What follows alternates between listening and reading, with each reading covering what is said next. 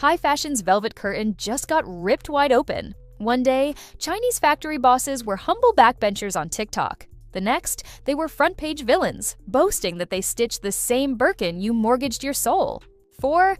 Then watching the internet melt down in real time. Hermès's halo shattered overnight, and the brand panicked. Within hours, word dropped that the French powerhouse allegedly hurled a lawsuit the size of a Birkin 35 at those mouthy manufacturers. No warning, no handshake.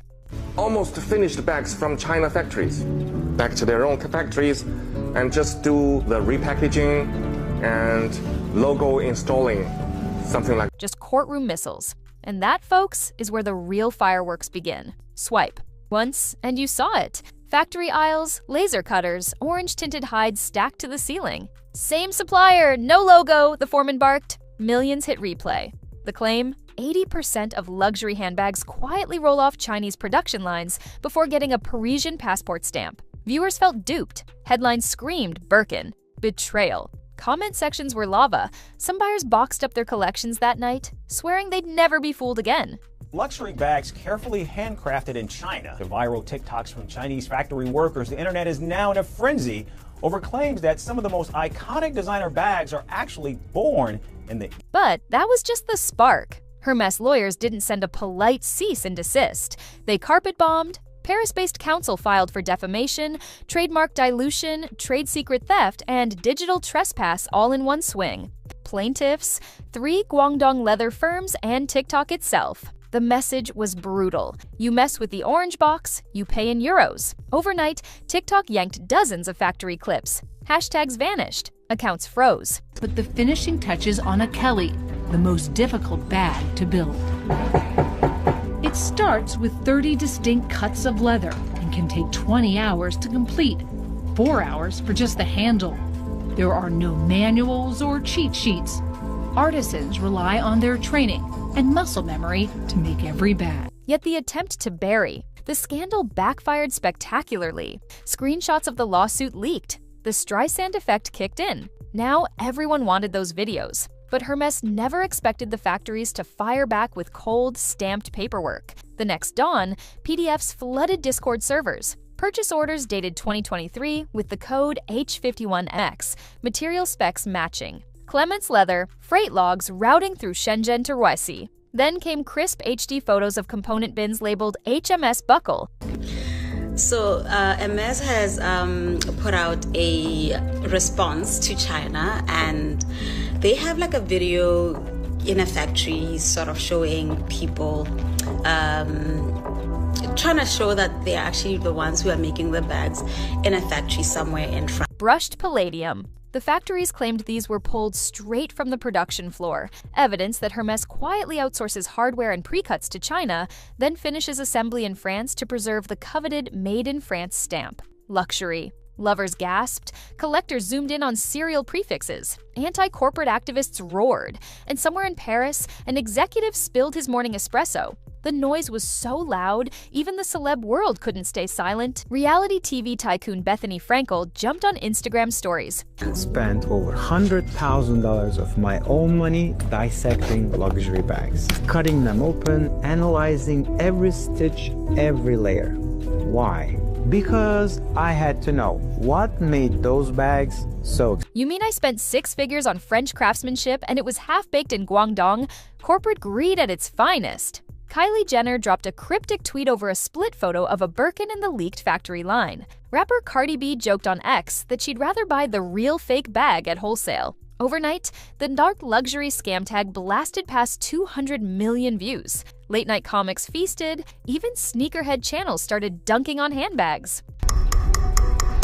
Our artisans, they need to do 4 years of training to be able to manufacture a Kelly bag. This that you've just seen, the perlage, you need to be very skilled and very... Suddenly, Hermès wasn't just in a niche scandal. It was public enemy #1 in pop culture's morality play. And when pop culture turns, markets bleed. Trading desks felt the tremor within minutes. Hermès International shares slid almost 7% in 2 sessions, wiping billions in market cap. Analysts issued jittery notes about opacity risk. Auction houses postponed high-profile Birkin. Lots, terrified bidders would vanish. Consignment platforms saw sellers dump inventories, triggering a price free fall on once bulletproof models. Some of Hermes products are made in China. Towels are from Fuyue in Shandong. They also make products for Chanel and IKEA. Beddings are from Yue in Shandong. Men's shoes are from Shachi in Shandong. Tableware are from Gaochun in Jiangsu. It was my first time shopping at Hermes, and let me tell you how it went. We got a lot of requests, do Hermes next. And that's why we're here in the Highland Park Mall. In Italy, made in China, or maybe made in Chile.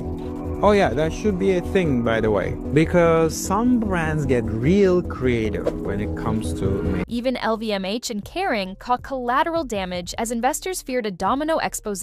Luxury indices, usually insulated from macro storms, suddenly looked fragile. Corporate greed had never felt so expensive. Inside the boardroom, heads started rolling. What was supposed to be a quiet quarterly check-in at Hermes Paris headquarters quickly turned into a 5-alarm meltdown. Insiders say the April meeting was standing room only. Executives flown in early, NDAs slapped on assistants, doors locked tight. What went down inside that marble-walled boardroom was nothing short of a corporate execution. Senior VPs from marketing and product development reportedly came in swinging. They accused the supply chain division of reckless negligence, claiming they greenlit unvetted overseas suppliers without proper compliance audits, all to shave a few percentage points off costs. But the bombshell came when one furious director dropped a thick dossier on the table. A stack of internal memos, Slack screenshots, and vendor contracts outlining so-called strategic sourcing partnerships in China. These weren't just minor accessories or raw materials,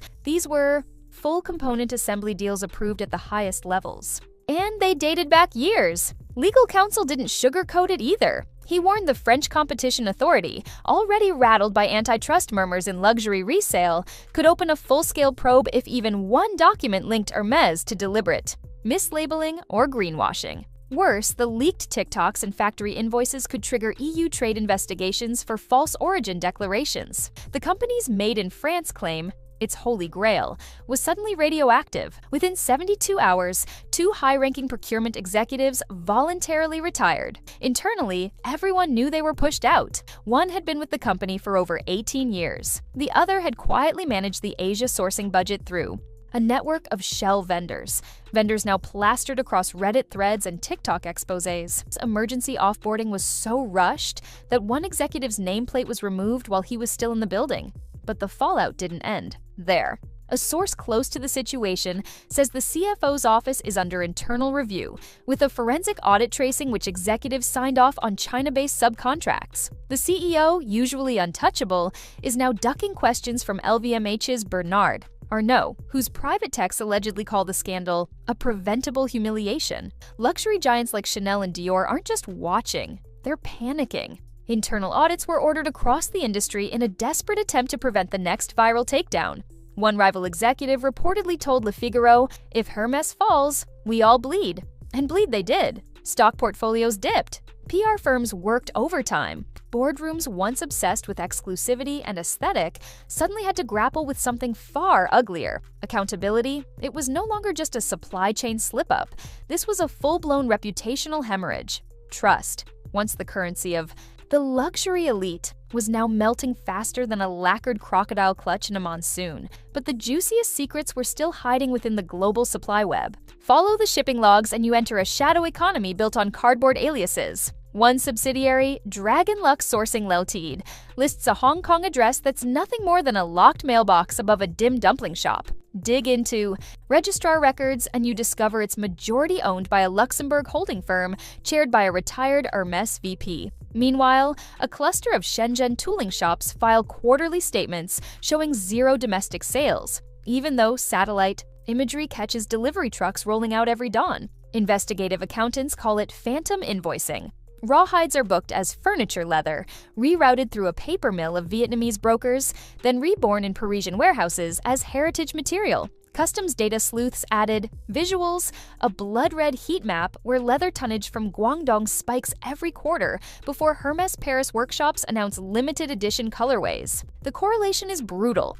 It screams coordination, not coincidence. And while the CFO boasts of single-origin hides, environmental watchdogs sampled runoff near Dongguan tanneries and found chrome levels 6 times China's legal limit. The same tanneries proudly display framed purchase orders bearing the initials HMS. That toxic cocktail flows straight into the Pearl River Delta, obliterating the brand's much-touted eco-pledges. Labor stories are uglier. Former line, workers posted on Weibo that they stitched handles for 14 hours a day, earning less than the price of a Birkin's tassel. One whistleblower claimed bags that failed inspection weren't trashed. They were slapped with a new internal code, shipped to France for finishing, then sold as flawless. When her post went viral, the account vanished within hours. Screenshots survive, circulating in sneaker and handbag forums like Radioactive Contraband. The myth of hand-sewn ateliers on the Avenue George V collapses when you realize the hand often belonged to an underpaid teenager 6,000 miles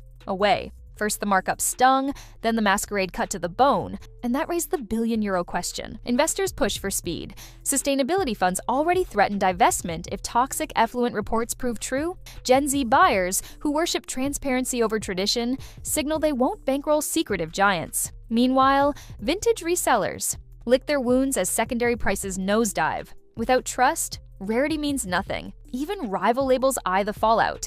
Gucci and Chanel scramble to audit their own subcontractors before TikTok sleuths turn the lens their way. So the house of Hermes teeters. It can pioneer radical transparency and gamble on a kinder future, or cling to century-old secrecy and risk turning iconic orange into a cautionary hue. Right now, the power sits not in Paris boardrooms, but in every shopper's scrolling thumb. If those thumbs keep swiping past the orange box in disgust, a dynasty falls. But if Hermes shows every stitch, every worker, every river sample, and prices reflect the real story, maybe, just maybe, the Birkin legend can rise again. Only one thing is certain: the next move will decide whether luxury's most guarded secret becomes its own undoing, or its improbable rebirth. Luxury always sold two things: craftsmanship and a story. This scandal ripped the story to shreds. The receipts are out, the lawsuit is live, and the internet is sharpening its knives. Whether Hermes doubles down on court warfare